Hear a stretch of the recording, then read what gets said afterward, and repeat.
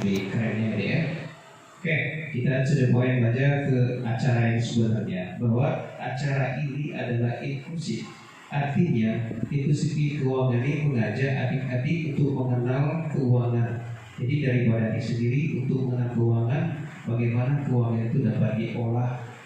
Artinya, Bang Sumsel Bubble siap membantu adik-adik sekalian. Jadi inklusif itu mengajak. Jadi mengajak dan juga tidak mengolah. Walaupun itu arti sebenarnya, tapi arti yang betul-betul bisa. Jadi memang itulah contoh-contoh. Kalau pihak lain mensukseskan program pemakmuran bank, Sumsel Bubble nggak kok gitu tidak?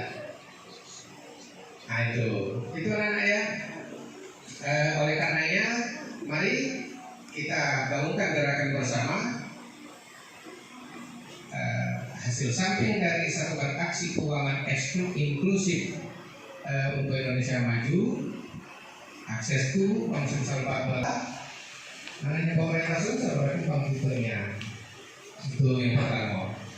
Yang kedua, khusus untuk Pak Beto beserta jajaran di Bank Sumsel. Nah itu anak-anak ya, staf saya itu ada 6.000 guru.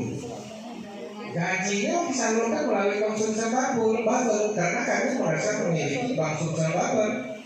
Ya pun amat bank lain kita punya bank, punya kita wilayah kita lewat. Nah itu dia kira. Kemudian hal-hal lain sebagaimana kemarin ada pembicaraan pendahuluan tentang pimpinan.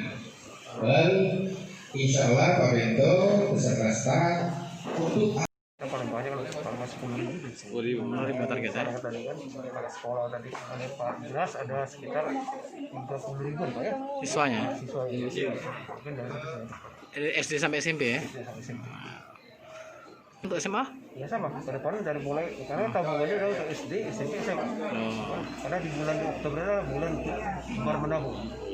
Ada rencana masuk ke min peman apa ponpes? Ada ke depannya.